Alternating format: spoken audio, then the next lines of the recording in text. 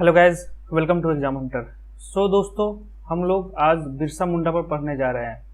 दोस्तों, ये बिरसा मुंडा का लेक्चर सेकेंड है, ठीक है ना।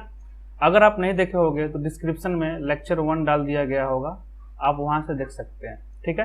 तो 2 वीडियो में आपका पूरा बिरसा कवर हो जाएगा और अगर क्वेश्चन कहीं से भी आ जाता है बीपीएससी के मेंस में तो आप कर दोगे, ठीक है दोस्तों।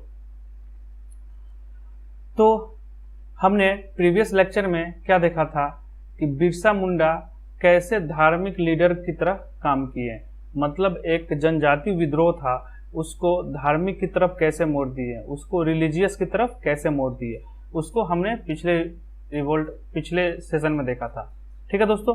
अब स्टार्ट करने से पहले मैं आपको बता दूं कि दोस्तों 66 का तो टेस्ट सीरीज चल ही रहा है, साथ ही साथ जो नए बच्चे हैं 67th जो देने वाले हैं उनका हम लोग सिलेबस कवर करने वाला एक प्रोग्राम ला रहे हैं, ऑलरेडी चल रहा है, जिसमें दोस्तों ग्रुप 1 जो है वो खत्म हो चुका है, मतलब फुल हो चुका है, और ग्रुप 2 ऑलरेडी फुल होने वाला है, ठीक है। तो अगर आपको ज्वाइन करना है और एक एक माइन्यूट जो टॉपिक है, डिटेल है, उसको कवर करना है सिलेबस का, तो आप डिस्क्रिप्शन में जो टेलीग्राम लिंक दिया होगा उस पर आप उसको ज्वाइन करके मैसेज कीजिए, या सामने जो व्हाट्सएप नंबर दिया होगा दोस्तों इस पर आप मैसेज कीजिए, आपको डिटेल प्रोवाइड कर दिया जाएगा, ठीक है। इसमें हम लोग क्या कर रहे हैं दोस्तों कि सब्जेक्ट को टॉपिक के हिसाब से हम लोग टेस्ट लेके पढ़ रहे हैं, सारे मैसेज वहां पर आपको क्लियर हो जाएगा। तो आते हैं दोस्तों हमने क्वेश्चन की तरफ। तो जो क्वेश्चन सेकेंड था जिसके कॉपी ऑलरेडी इवेल्युएट हो चुका है, क्वेश्चन क्या था कि Birsa provided a new religious leadership to the tribal struggle against the British, explain. Birsa ने अंग्रेजों के खिलाफ आदिवासी संघर्ष का एक नया धार्मिक नेतृत्व प्रदान किया था, ठीक है। ये बीपीएससी का प्रीवियस क्वेश्चन है। तो हमने जो न्यू रिलीजियस लीडरशिप था उसके बारे में हमने पढ़ चुके हैं, वो आप लेक्चर 1 में देखकर आपको डिटेल में क्लियर हो जाएगा, ठीक है। अब थोड़ा बहुत इसमें हम रिविजन कर लेते हैं। देखो, अब जब बिरसा मुंडा एक क्या थे, इस जो ट्राइबल स्ट्रगल था, जो ये बिरसा रिवोल्ट था, उसके सबसे बड़े लीडर थे।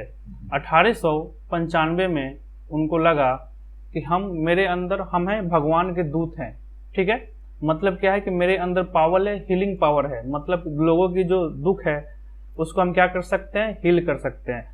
तो एक तरह से क्या है कि पूरे ट्राइबल जो है बिरसा का जो ट्राइबल है, जो एरिया था छोटा नागपुर वाला, उसमें मसीहा बन गए बिरसा, ठीक है ना।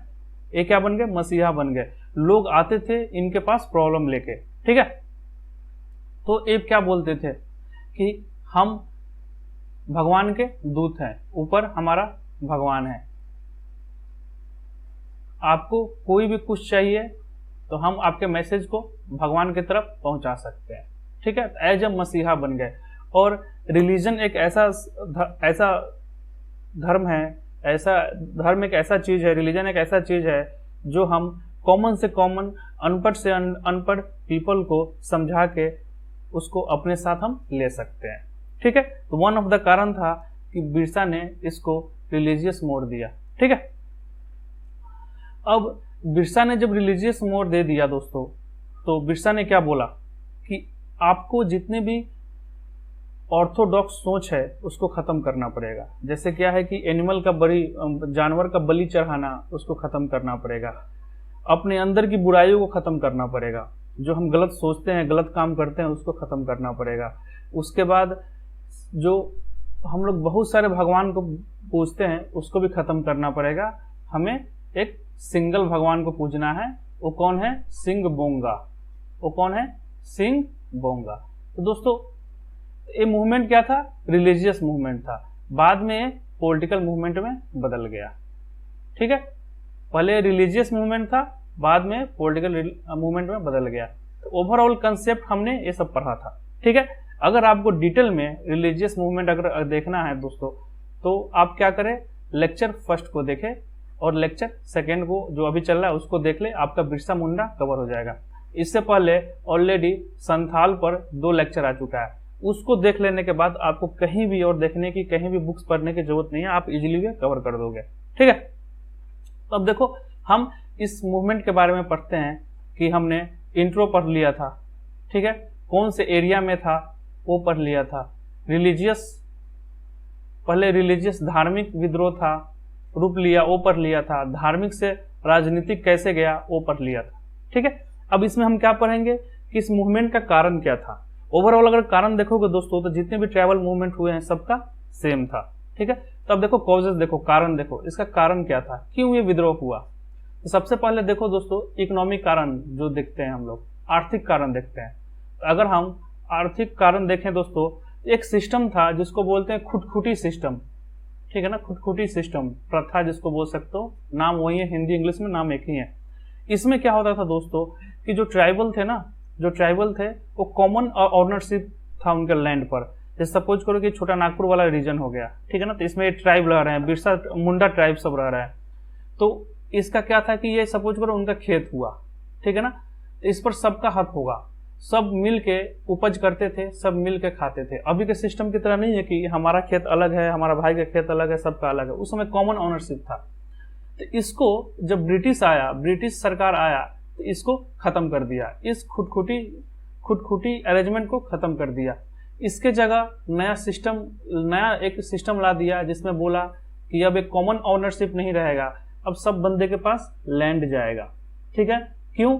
क्योंकि ब्रिटिश को इस पर कर वसूलना था, टैक्स वसूलना था, किसके थ्रू, जमींदार के थ्रू। अब और उस पर ड्यूटीज इंक्रीज कर दिया, ठीक है। अब समझो कैसे हो गया। ब्रिटिश आया, ठीक है। अगर आप देखोगे मैप में दोस्तों तो उस समय बंगाल वाला रीजन था, उसमें उड़ीसा, बिहार, झारखंड सारे आते थे, ठीक है। जब ब्रिटिश गवर्नमेंट आया तो इन लोगों का लैंड छीन लिया, ठीक है ना। लैंड मतलब छीना नहीं, बोला कि जो सिस्टम जो आप जी रहे हो उसको खत्म करो, अब इंडिविजुअल ऑनरशिप होगा। मतलब क्या है कि ब्रिटिश बोला कि अब तुम्हारा लैंड नहीं है, ये मेरा लैंड है, ये जमीन क्या है, मेरा हो गया, क्योंकि हम रूल कर रहे हैं इस बंगाल वाले एरिया पर, ठीक है। अगर आपको खेती करना है तो करो, कोई दिक्कत नहीं है, लेकिन आप हमको लगान देना होगा, कर देना होगा। और बीच में दोस्तों जमींदार को खड़ा कर दिया, ठीक है। जमींदार को इसका हेड बना दिया इस लैंड का। जमींदार को बोला कि तुम इससे कर लेना, लैंड इससे, और उस कर को मेरे को देना, टैक्स लेना। कर मतलब क्या होता है, टैक्स। अब जमींदार क्या कर दिया कि बीच में मिडिल मैन को अपॉइंट कर दिया, ठीक है ना, जिसको बिचौलिया बोलते हैं। अब बिचौलिया इससे लेता था, हाई रेवेन्यू लेता था, बहुत ज्यादा टैक्स ड्यूटीज लेता था, कर बहुत ज्यादा लेता था और देता था जमींदार को। और कुछ परसेंट इसका कमीशन होता था बिचौलिया का, कुछ परसेंट इसका कमीशन हुआ और जो दे दिया इसको। तो जो ब्रिटिश को पैसा मिलता था और जमींदार का जो कुछ परसेंट कमीशन होता था और जो बिचौलिया था, मिडिल मैन था, उसका कुछ परसेंट कमीशन होता था, ये सब किसको पे करना होता था, बेचारा एक गरीब ट्राइबल को पे करना होता था, ठीक है।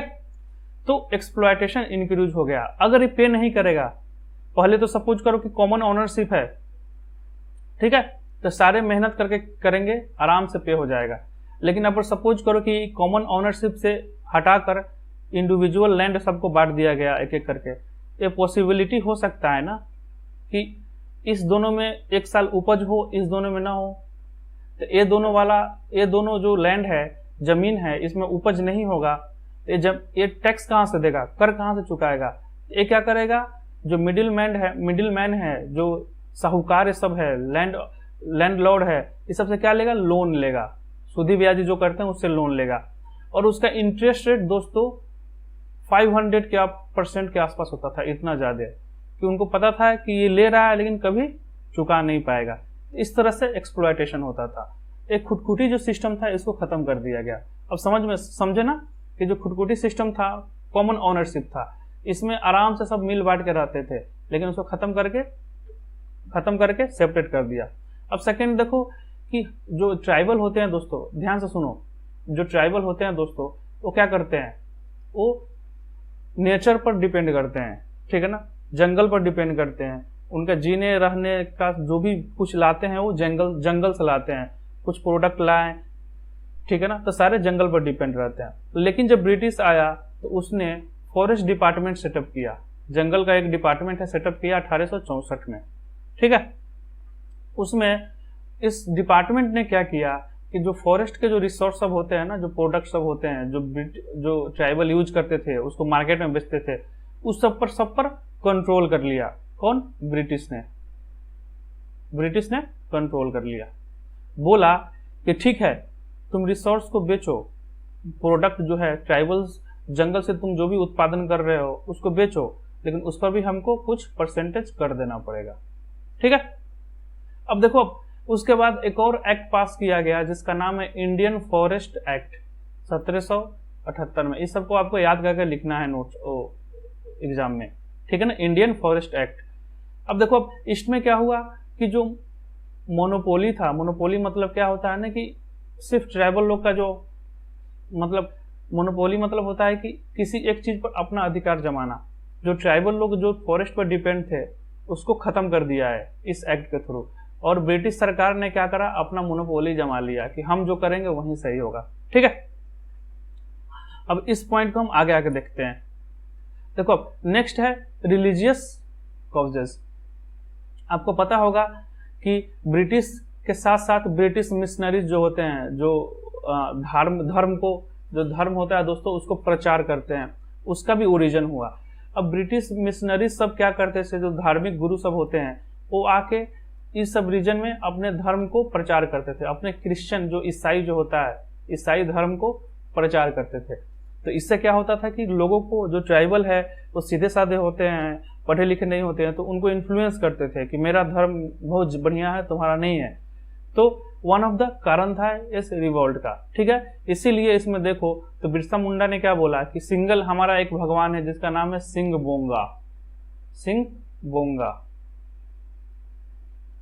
ठीक है ना।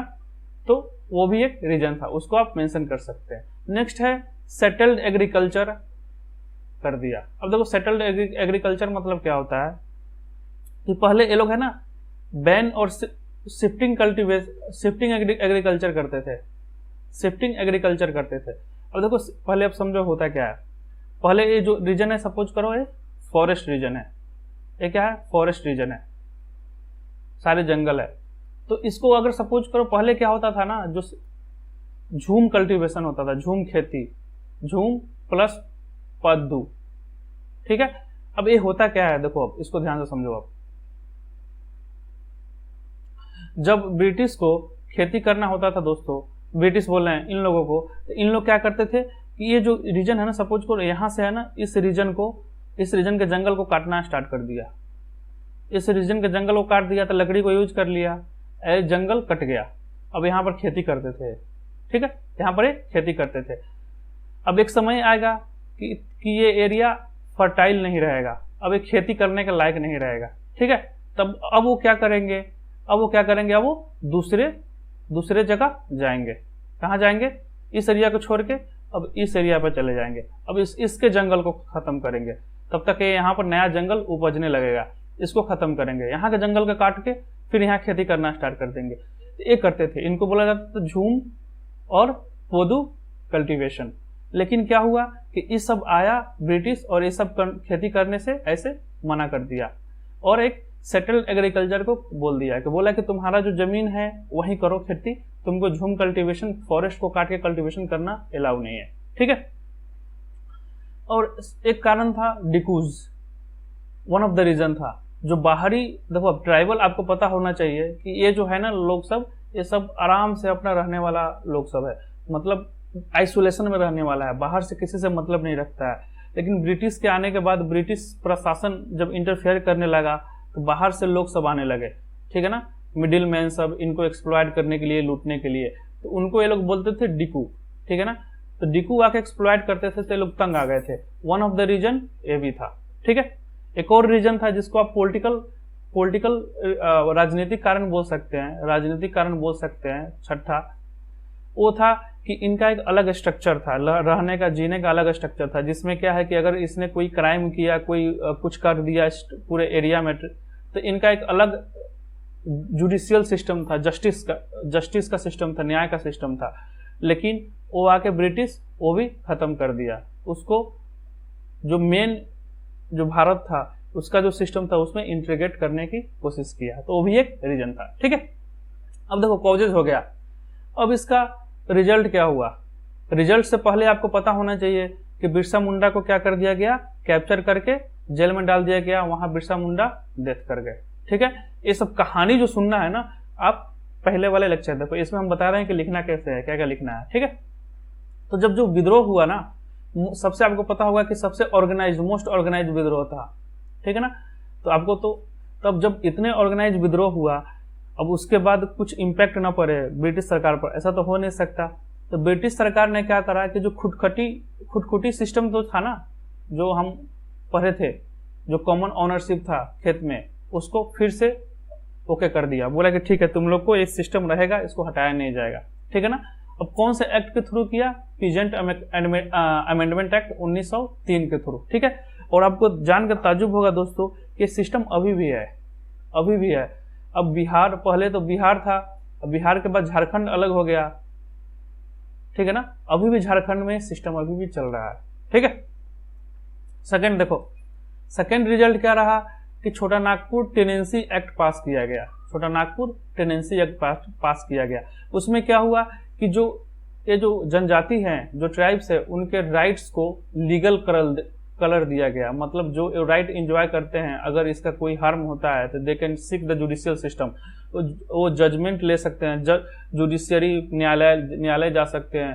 ठीक है ना, वहां ले सकते हैं। ठीक है, सबसे मेन जो रिजल्ट था इसका, वो था खुंती, एक सब डिवीजन था, उसको क्रिएट किया गया 1905 में। 1905 में खुंती एक सब डिवीजन था उस एरिया का, छोटा नागपुर का, उसको क्रिएट किया गया क्योंकि वो बहुत ही सेंसिटिव एरिया था और उसमें यही सब मुंडा ट्राइब्स रहते थे।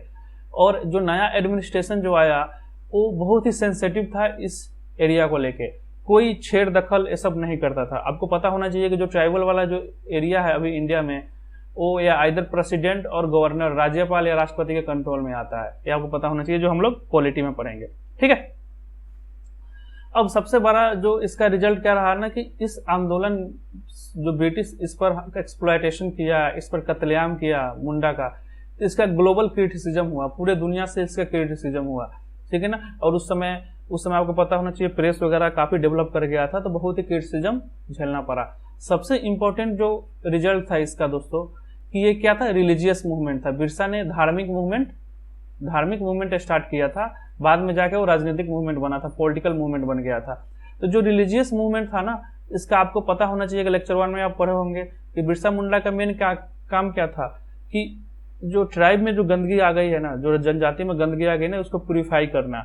मतलब उसमें वन ऑफ द बिरसा ने क्या बताया था कि सबसे पहले तो आपको ऑर्थोडॉक्स सोच जो है, उसको रूढ़िवादी सोच है, उसको खत्म करना पड़ेगा। ठीक है, एक भगवान को पूजा करना पड़ेगा। ठीक है, उसके बाद क्या करना पड़ेगा, एक भगवान की पूजा करने के बाद दोस्तों क्या करना पड़ेगा,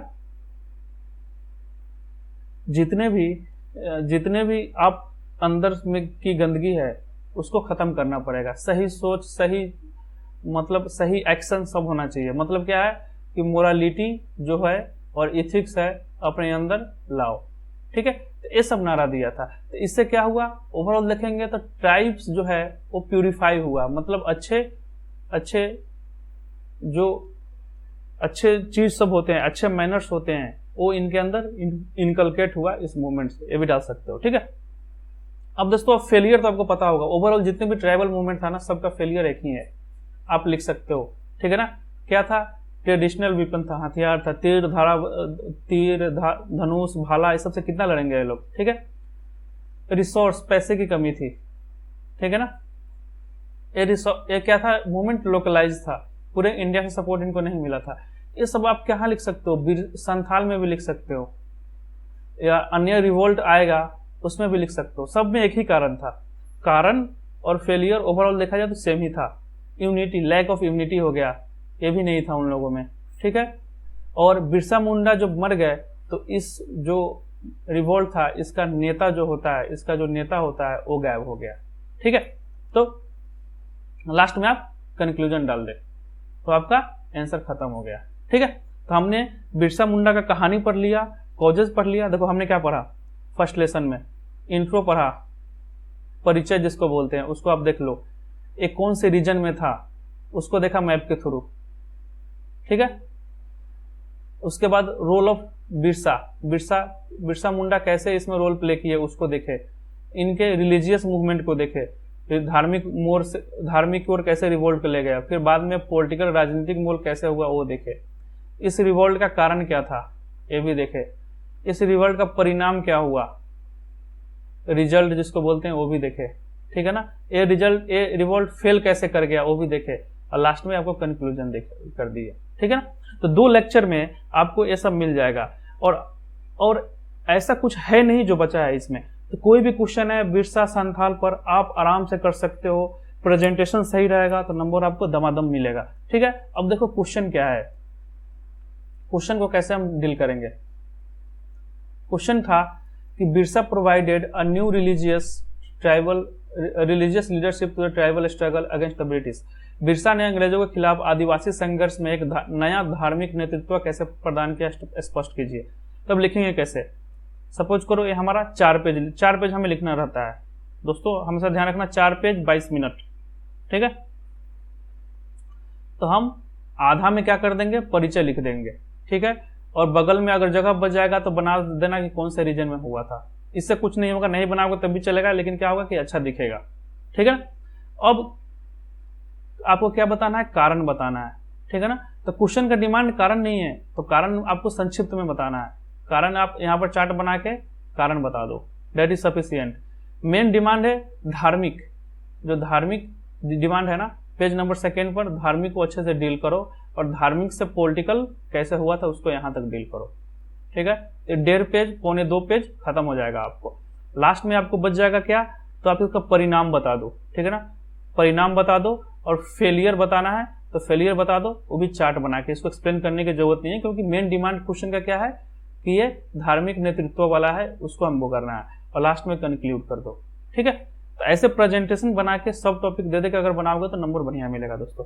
फिर से हम आएंगे, एक टेस्ट नंबर 3 हो चुका है, ठीक है ना, उसको क्वेश्चन और उसको फिर मॉडल आंसर करेंगे दोस्तों। इस चैनल को देखने के लिए धन्यवाद, आपका दिन शुभ हो, जय हिंद।